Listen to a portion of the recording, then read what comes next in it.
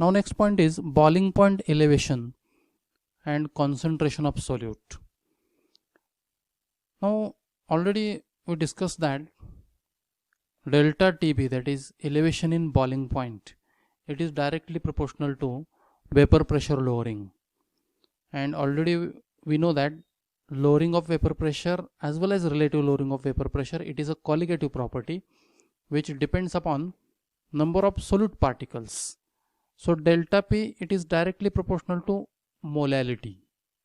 Molality is a concentration where gram moles of solute dissolved per kilogram of solvent, and it depends upon number of solute particles. So delta P, it is proportional to molality, and therefore delta TB, that is elevation in boiling point, it is directly proportional to molality of a solution, or elevation in boiling point, it is equal to proportionality constant Kb into m, that is molality.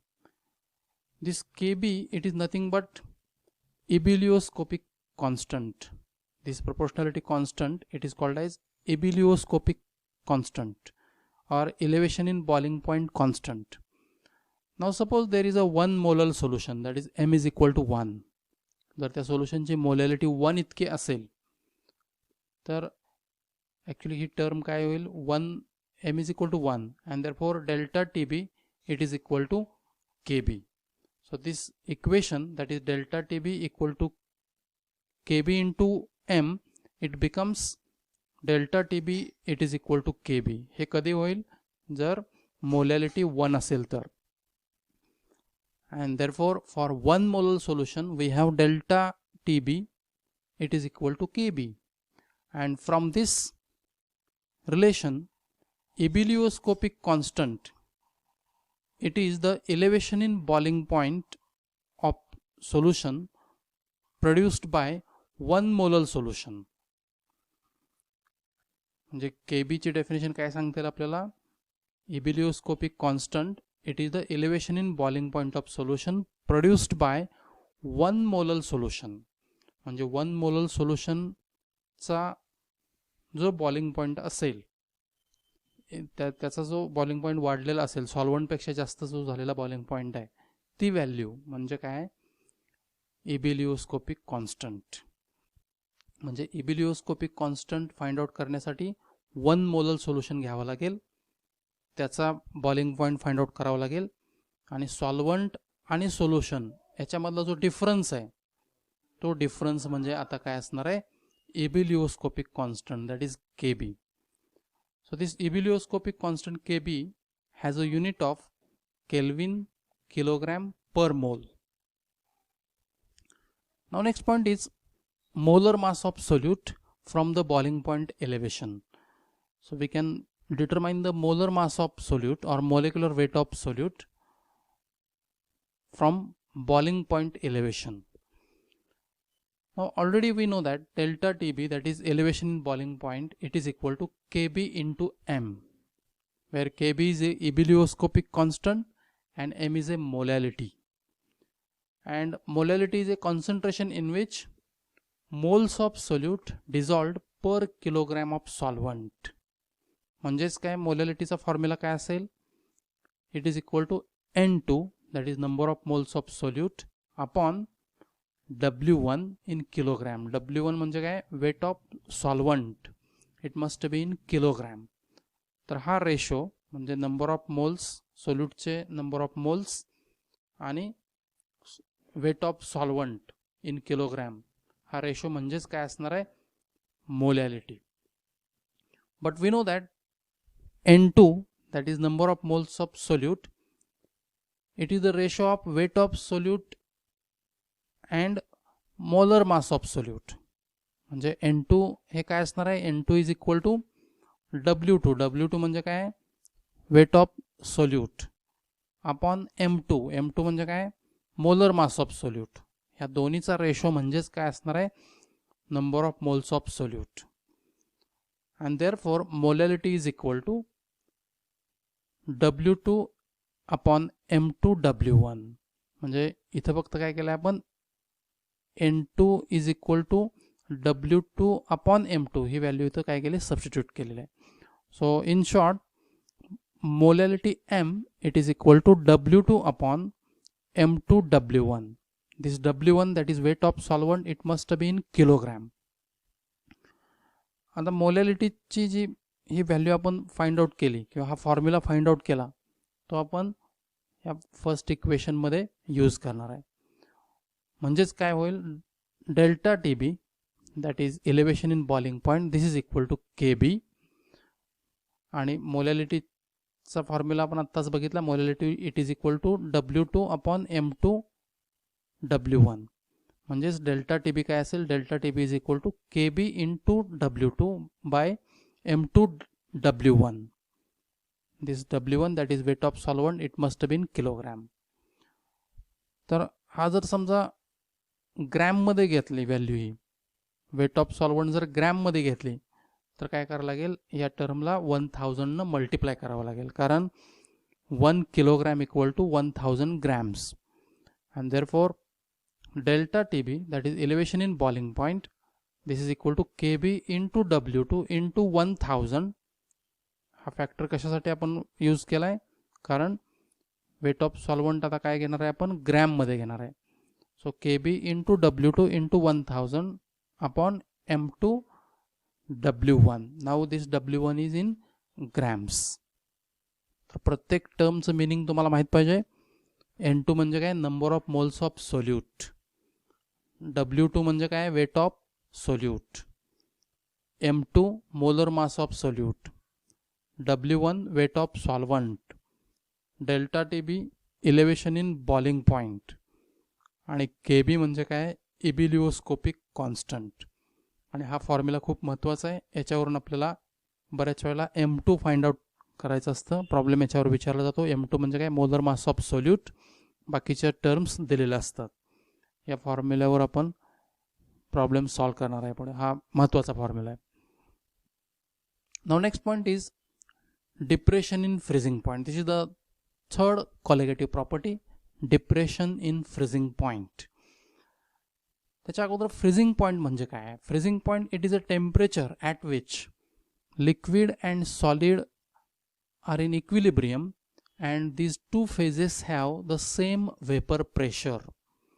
म्हणजे liquid आणि solid याच्यामध्ये equilibrium असेल आणि दोन्हीचं vapour pressure जर same असेल ते corresponding temperature म्हणजे काय असतं freezing point. So freezing point it is also defined as freezing point is a temperature at which vapor pressure of liquid is equal to vapor pressure of solid at equilibrium. दोन्ही मध्ये equilibrium खूप महत्त्वाचं आहे. Equilibrium असेल त्या equilibrium कंडिशनचं temperature म्हणजे काय असतं त्याचं freezing point.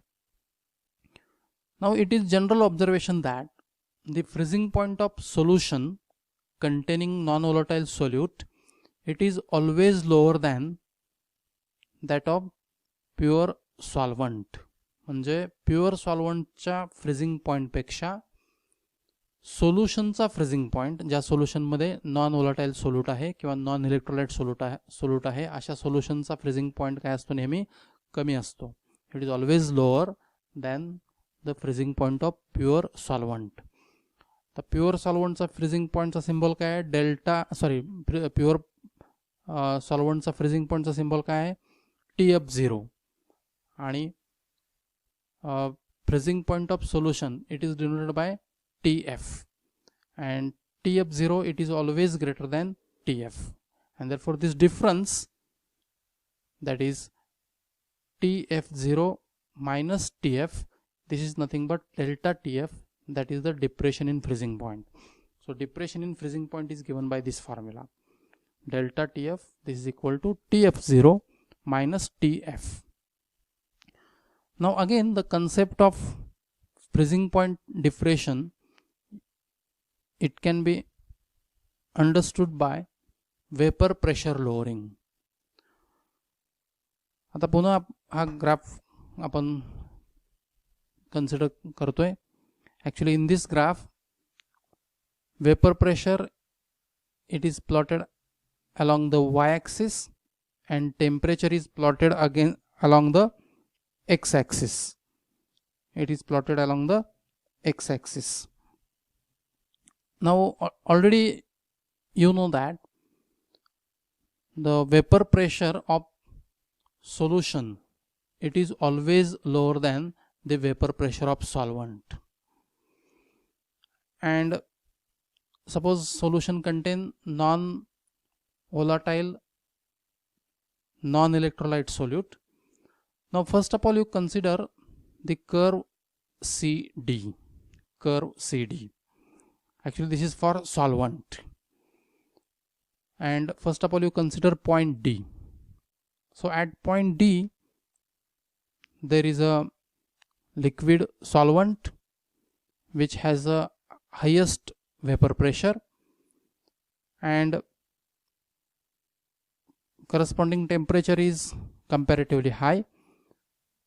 So when solvent exists at point D, suppose temperature of this solvent is decreased, so slowly solvent is cooled. आपण काय करतोय, टेम्परेचर कमी करतोय. आणि सॉल्व्हंटचं किंवा कोणत्याही लिक्विडचं जर टेम्परेचर कमी केलं तर काय होईल, एका लोएस्ट टेम्परेचरला काय होईल, त्याचं फ्रीजिंग होईल. देर is a separation of solid.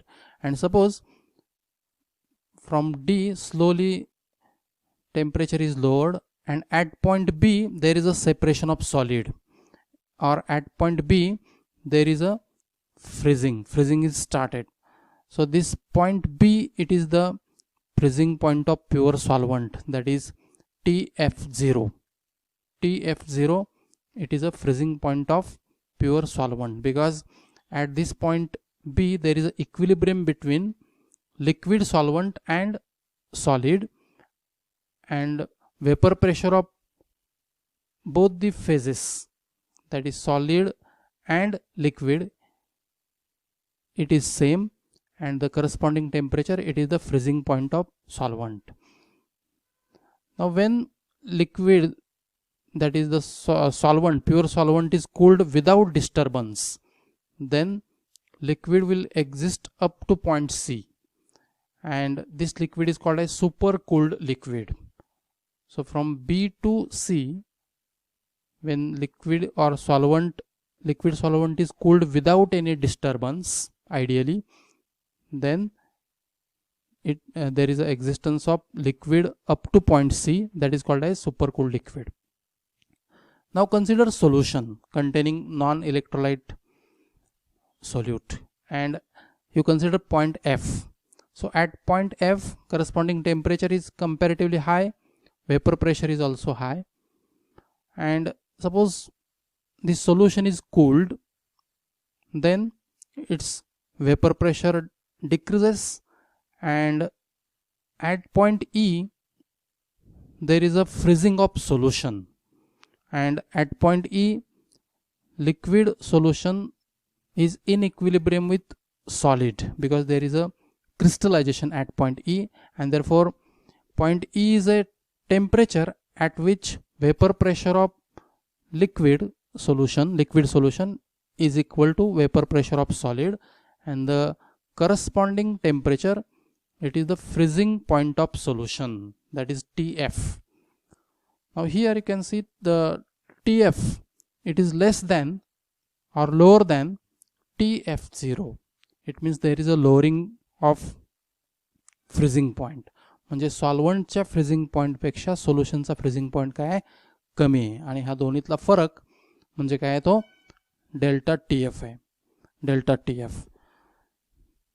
Okay, so this delta TF, again it is depends upon delta P. Greater the delta P, that is lowering of vapor pressure, greater is the depression in freezing point. So delta TF, again it is directly proportional to delta P. Okay, so this point is very important. Delta TF, it is directly proportional to delta P. Now this line AB, this represents the sublimation curve, because already I told you at point B there is a freezing of solvent, and corresponding temperature it is called as freezing point of solvent. And from B onwards, when temperature is lowered steadily, then up to A, so there is a solid only, solid solvent, and this point, actually this solid, it is in equilibrium with its vapor, and therefore this curve it is called as sublimation curve. Now next point is freezing point depression and the concentration of solute. Already I told you the depression in freezing point, it is directly proportional to delta P. म्हणजे जेवढं lowering of vapor pressure जास्त असेल तेवढं depression in freezing point सुद्धा काय असणार आहे, जास्त असणार आहे. आणि delta P म्हणजेच lowering of vapor pressure, it is directly proportional to the molality, and therefore depression in freezing point, it is also directly proportional to molality. And molality, it is a concentration of solution where moles of solute present per kilogram of solvent. Now delta TF, it is equal to KF into M. आता हा KF काय, KF is a cryoscopic constant, it is a proportionality constant, and name of this proportionality constant is cryoscopic constant. So delta TF, it is equal to KF into M. आता पुन्हा जर 1 molar solution असेल, when M is equal to 1, then this equation becomes delta TF equal to KF. म्हणजे 1 molar solution असेल तर delta TF काय असेल, this is equal to KF, that is equal to cryoscopic constant. आणि याच्यावरून मग cryoscopic constant ची definition काय असू शकते, cryoscopic constant, it is the depression in freezing point produced by 1 molar solution. Cryoscopic constant is the depression in freezing point of solution produced by 1 molar solution. तर याच्या अगोदर सांगितल्याप्रमाणे इलेव्हेशन इन बॉइलिंग पॉईंटच्या वेळेला आपण discuss केलं होतं. तर त्याप्रमाणे समजा जर 1 मोलल सोल्युशन बनवलं आणि त्याचा फ्रीजिंग पॉईंट मेजर केला, त्याच्या अगोदर प्युअर सॉल्व्हंटचा फ्रीजिंग पॉईंट जर मेजर केला, दोन्हीमधला जो फरक आहे तो फरक काय असणार आहे, depression in freezing point, that is delta TF, आणि तीच व्हॅल्यू काय असणार आहे, KF, म्हणजेच काय असणार आहे, cryoscopic constant. Now the unit of cryoscopic constant is kelvin kilogram per mole. Now next point is molar mass of solute from depression in freezing point. आपल्याला माहित आहे delta TF, that is depression in freezing point, it is equal to KF into M. यातला KF काय आहे, cryoscopic constant, आणि M म्हणजे काय आहे, मोलॅलिटी. आणि मोलॅलिटीची डेफिनेशन आपल्याला माहितच आहे. Molality, it is a concentration in which moles of solute dissolved per kilogram of solvent. म्हणजे मोलॅलिटी म्हणजे काय, कशाचा रेशो आहे तो, number of moles of solute, that is N2 upon weight of solvent in kilogram. हा ratio म्हणजे काय, molality. पण number of moles of solute आपण कसं फाइंड आउट करतो, N2 it is equal to weight of solute upon molar mass of solute. Therefore M is equal to W2 upon M2 W1. This W1 must be in kilogram. म्हणजे हा मोलॅलिटीचा formula आहे. Molality equal to weight of solute upon molar mass of solute and weight of solvent in kilogram. So in this equation first we are going to substitute the value of M, then we get delta TF equal to KF into W2 upon M2 W1. म्हणजे molality ची value फक्त काय केली आपण, substitute केले. Now here W1 is in kilogram, Now to convert kilogram to gram, we need to multiply by 1000. कारण का 1 kilogram म्हणजे 1000 ग्रॅम. आणि म्हणून अजून एक फॉर्म्युला होऊ शकतो, delta TF equal to KF into W2 into 1000 by M2 W1, it is in gram. Okay, तर हा 1000 कशासाठी मल्टिप्लाय करतोय आपण, to convert kilogram into gram.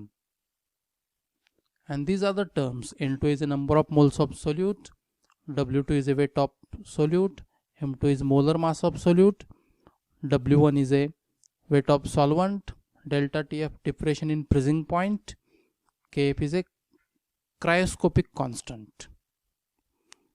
Again, this formula is important.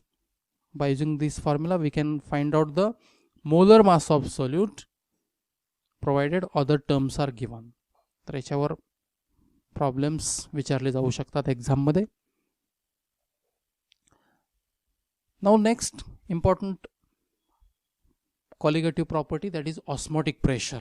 Osmotic pressure of solution. Now the point is, what is osmosis and osmotic pressure?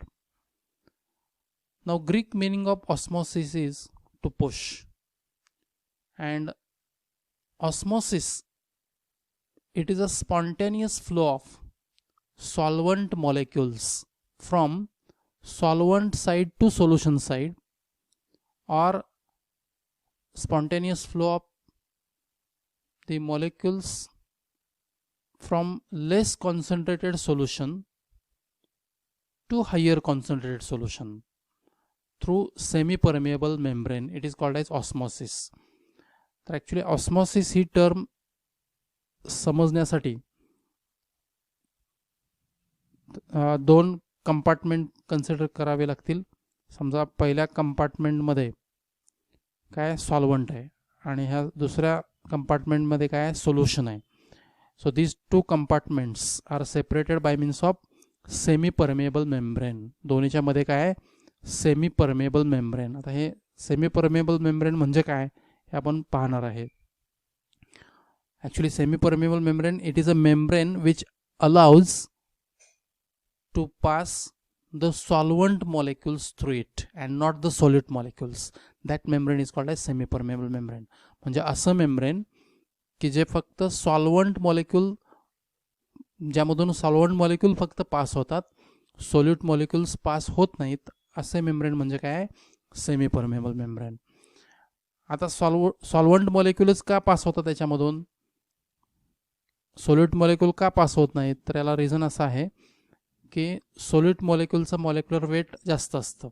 याच्याशिवाय solute मॉलिक्यूलची size पण मोठी असते आणि सेमी परमेबल मेम्ब्रेनची पोअर साईज लहान असते, एक स्पेसिफिक साईज असते. त्याच्यामधून त्या लहान पोअर्समधून फक्त काय होतात, सॉल्वंट मॉलिक्यूल पास होतात आणि सोल्यूट मॉलिक्यूल्स पास होत नाही आहेत. असं मेम्ब्रेन म्हणजे काय, सेमी परमेबल मेम्ब्रेन. तर आपण काय केले, दोन कंपार्टमेंट कन्सिडर केलेत. एका कंपार्टमेंटमध्ये सॉल्वंट आहे, दुसऱ्या कंपार्टमेंटमध्ये सोल्युशन आहे आणि त्याच्यामध्ये काय आहे, सेमी परमेबल मेम्ब्रेन.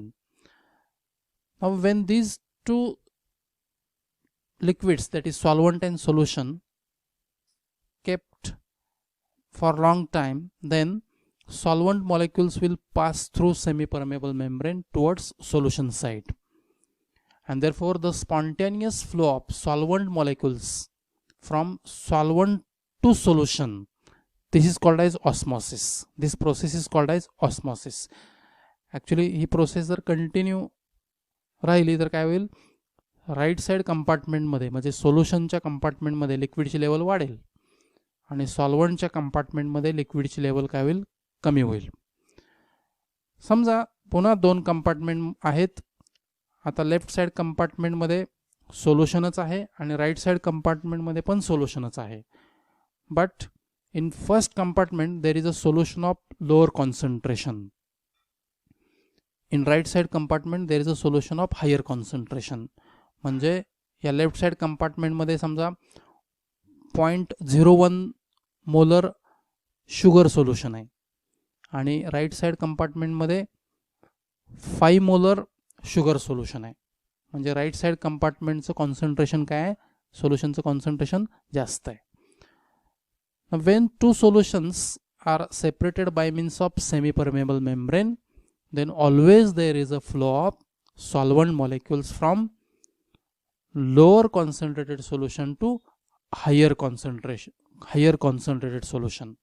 तर असं का होत असेल, याला रिझन असं आहे, actually vapour pressure of solvent it is always greater than solution. Already आपण पाहिलेलं आहे की देर is a lowering of vapour pressure by the addition of solute. म्हणजे सोल्युशनचं वेपर प्रेशर काय असतं, कमी असतं, आणि सॉल्वंटचं वेपर प्रेशर काय असतं, जास्त असतं. म्हणजे पहिल्या एक्झाम्पलमध्ये सॉल्वंटचं वेपर प्रेशर जास्त आहे, सोल्युशनचं वेपर प्रेशर कसं आहे, कमी आहे. आणि वेपर प्रेशर इकडं जास्त असल्यामुळं solvent molecules easily push through semi permeable membrane towards solution side. आणि या सेकंड एक्झाम्पलमध्ये कॉन्सन्ट्रेशन दोन्ही सोल्युशनचे वेगळे आहेत.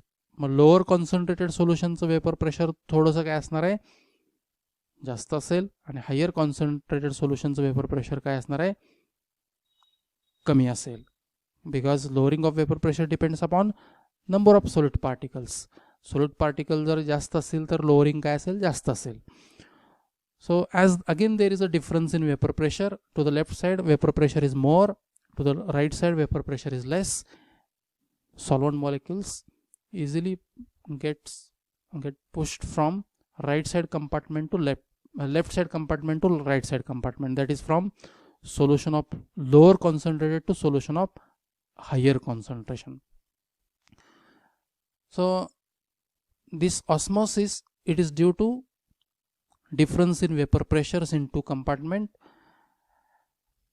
Again in this second case, when there is a flow of solvent molecules from lower concentrated solution to higher concentrated solution, slowly the concentration of this right side solution gets decreased. त्याचं concentration काय होईल, कमी होईल. कारण फक्त काय होत आहे, सॉल्वंट मॉलिक्युलच राईट साईड कंपार्टमेंटमध्ये काय होत आहेत, एंटर होत आहेत, आणि त्याच्यामुळं राईट साईड कंपार्टमेंटचं मधील सोल्युशनचं कॉन्सन्ट्रेशन हळूहळू काय होणार आहे, कमी होणार आहे. इवन फर्स्ट केसमध्ये सुद्धा इनिशियल सोल्युशनचं जे कॉन्सन्ट्रेशन आहे, सपोज 1 नॉर्मल असेल किंवा 1 मोलर असेल, ऑस्मोसिस नंतर ते 1 नॉर्मल किंवा 1 मोलर इतकं सोल्युशनचं कॉन्सन्ट्रेशन राहणार नाही आहे. त्याच्यापेक्षा काय होणार आहे, कमी होणार आहे concentration, because there is a flow of solvent molecules from solvent side to solution side. So again I am repeating the definition of osmosis, which is very important. The spontaneous flow of solvent molecules from solvent to solution or from less concentrated solution to higher concentrated solution through semi-permeable membrane, it is called as osmosis. तर osmosis मध्ये लक्षात काय ठेवायचं आहे, कशाचा flow होतोय, solvent मॉलिक्युलचा. Solvent to solution or lower concentrated solution to higher concentrated solution. Now what is semi-permeable membrane? Already I told you the membrane which allows the solvent molecules to pass through it but not the solute molecules. It is called as semi-permeable membrane. So solute molecules have high molar mass and big size as compared to solvent molecules. Hence they unable to pass through semi-permeable membrane. मगाशी सांगितल्याप्रमाणे solid molecules semi permeable membrane मधून का पास होत नाही आहेत, कारण त्यांचं molecular mass solvent मॉलिक्युलपेक्षा जास्त असतं आणि साईज पण बिग असते. 2 types of semi-permeable membranes are there, natural and artificial. Basically artificial semi-permeable membranes are very effective. And example of natural semi-permeable membrane is animal bladder, cellulose membrane. Example of artificial semi-permeable membrane is parchment paper, cellophane membrane and copper ferrocyanide membrane.